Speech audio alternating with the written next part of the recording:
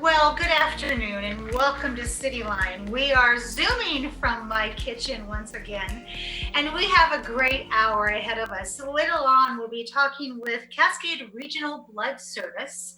Rachel Lynch will be here to talk about our blood supply and what they are doing to keep their procedures safe in this time where almost everybody's type of blood is needed. And then, of course, we'll have Lua Pritchard. She is the executive director of the Asia Pacific Cultural Center. She's here to talk about some of their hallmark events and how they are going to go about making those events happen during this time of COVID. And then Tacoma Athletic Commission will be here. Doug MacArthur and Jay Stritzer are here to talk about the upcoming awards and the beautiful legacy of the Tacoma Athletic Commission. The Humane Society will be here with our Pet of the Week. And then right now, I am so delighted to introduce one of the bright lights of Tacoma. I'm talking about Helen McGovern-Pilant. She is the interim CEO of WorkForce Central. Hello, Helen. Hello, and welcome to my kitchen. This is great. I like your kitchen. It's very groovy, my dear. Thank you. Helen, for those who may not be familiar with WorkForce Central, tell us about the work that you do. Well, thank you for asking us, and especially at this most critical time and what's happening in our world. WorkForce Central carries out the vision of the elected officials. We call them the CLEOs. We are a quasi-government agency, and we partner with Pierce County and the city of Tacoma. On my board is Bruce Stanmeyer, Victoria Woodards, Connor McCarthy, and Marty Campbell. And that's my executive board. And then we have the Washington Development Council, the Workforce Development Council, and they represent business, education, logistics, healthcare, labor, the military.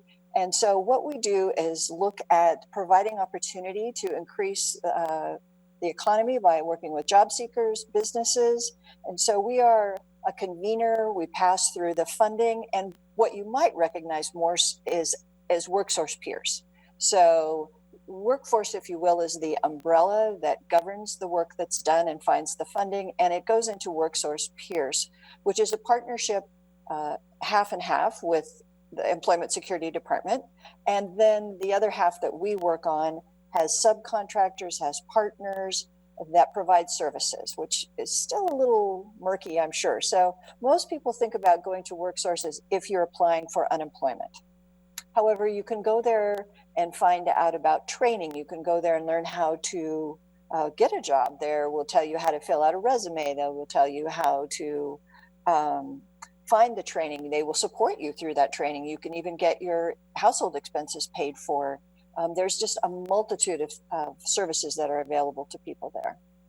So with that beautiful cornucopia of what WorkForce is and who they touched, and now we're going to add, with everything going on right now in this time, you pivoted very quickly to providing virtual services that were once conducted in person.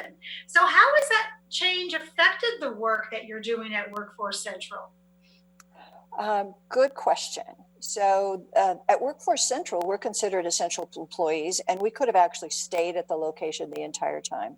We chose not to do that because we wanted to focus on safety for our employees, and we had the same issues to deal with that others do. We have some folks who have 3-year-old coworkers now, and there was no place for them to go. So we all immediately pivoted to being virtual. Everyone already had a cell phone, had a laptop, so there was literally not a hiccup. At the WorkSource Center itself, it was a little bit more difficult. You know, there were hundreds of employees, or almost 100 employees, and folks are used to going there to get sign up for unemployment. Now they were waiting on the telephone for hours and hours and hours, and that was frustrating to them. So they were still showing up. And this is a true Tacoma, Pierce County story for you that you'll appreciate, Amanda. So the building locked down. We needed to get information to people to let them know what to do. So called my friend David Zeke, asked him to call Phil. Phil walked paper boxes literally across the street, or may have put him in a van because WorkForce is directly across the street from the Tacoma News Tribune. Gave us the boxes. We could put a little sign on there that says, no money, but please help yourself. And we're able to put brochures in there in English and several other languages that told folks, at least here's a little hope, and here's a way to find out about training, and here's a way to find out about unemployment. So it's all been virtual. We're still doing virtual hiring events. We just had one last week for Julie Anderson, Pierce County elections. 86 people registered online, 77 people attended, 51 of those people were receiving unemployment, so now have employment to look forward to when they are not receiving the funding, the extra funding they're getting from the federal government. So it's actually working out rather seamlessly if you have access to technology. Yes, and that's the big if, but boy, what a beautiful story that is so Tacoma, Pierce County centric. I know. Steve, walk across the street and help us. Right. So, and you never have to think someone's going to say no to you, because the partnerships down here don't work like that. No, they don't. So I want to talk about some of the funding that's become available through federal and state, since we have about 6 minutes left here. Let's talk about, there's so much funding coming out, and I think it's really hard for all of us to keep track of it. So Helen, help us keep track of it. What is coming out? Well, for us in the WorkForce area, there's 2 streams of funding.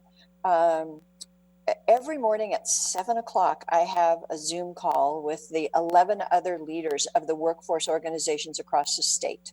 And we are sharing best practices. We are sharing as a group, because we have to look at funding for our entire state, not just how it impacts each county. So along with our partnership with Employment Security, we have applied for 2 grants. One of them is for emergency funding to take care of things that we need now, and the other is a recovery grant. We have received both of them for the state. Each was $12 million. The first one is going through its process to become a contract, which will be in effect for us by the end of this month. So it'll be $1.2 million coming to Pierce County. The second $12 million, we just received it and haven't gone through that process yet. And the wonderful thing about this collaboration is, as a group, we took a formula, we divided it all out, and then we sat down and had a conversation about, that's how you divide it out if this was normal money and normal times. And this is how we've divided out money we've gotten previously from the federal government. But this isn't normal times, and not everyone is affected the same way. So as a group, they decided to give more money to King, Pierce, Snohomish, and Yakima. So we are getting a little bump because we were affected.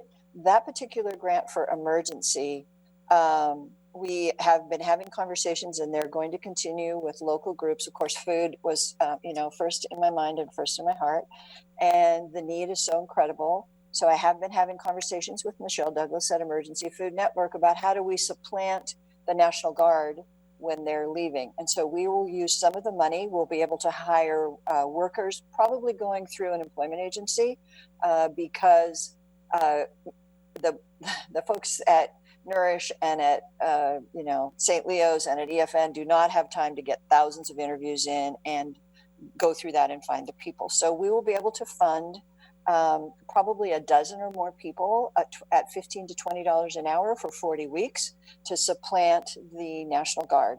Also having conversations with Donna Ponapinto at United Way. As you can imagine, 211 is inundated. She has some temporary people. We're going to be able to offset that so those people can become permanent.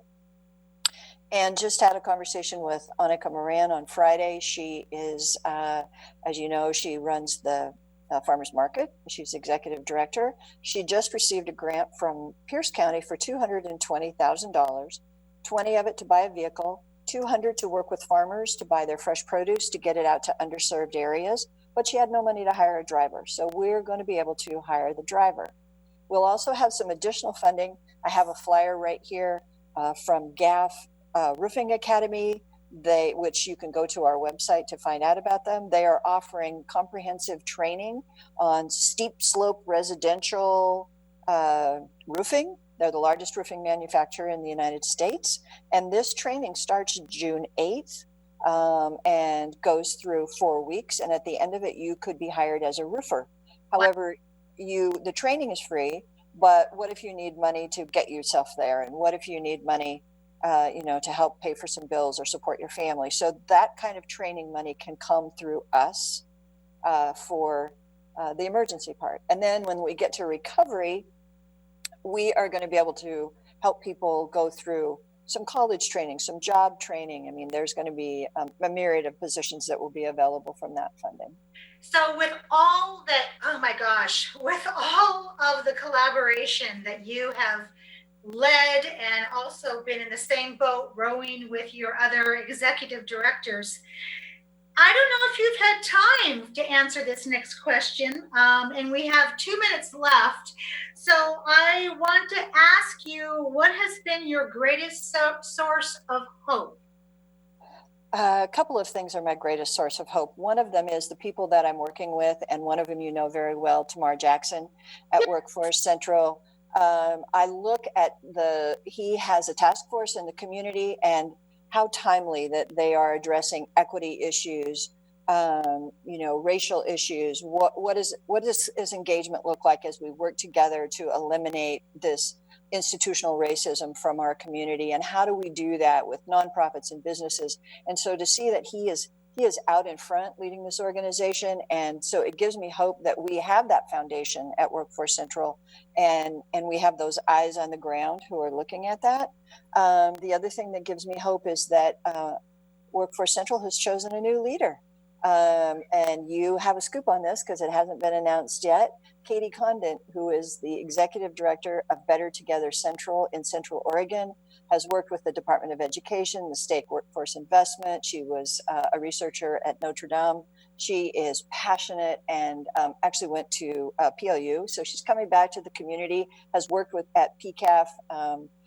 She's been in our community previously. And so what gives me hope is to see this energy and this vision that's going to be leading WorkForce Central forward when I hand this baton off, as I've handed my last baton off, to a really, really great leader. When you said her name, I thought, wait a minute, I think I know this person. She sounds familiar to us. So my goodness, congratulations. And again, it just seems like yesterday you just took the baton. 7 months it'll be by the time she comes. Do you have a time frame of when you're going to be handing off that baton? Yes, July the 6th. Okay, all right. Well, I just want to say, my goodness, Helen, thank you so, so very much for taking the time to be with us today, for giving us all this good news and all this work that you and your team have been so diligent. And so you really did a deep dive in a short amount of time and got money secured and kept services still going. And yes, Tamar Jackson gets my vote for a mayor of Tacoma sometime in the next 2 decades. And Helen, I am going to miss seeing you. Thank you. I cannot wait to see you when we're at stage 4. And I can look down at you and Prince George and see you raise your paddle like you always do and give so generously to all of our nonprofits. Thank you so much for stepping in when WorkForce needed you the most. You are a gift. Well, it was an honor, and it's always lovely seeing you, and I can't wait for a hug, a real hug. You got it.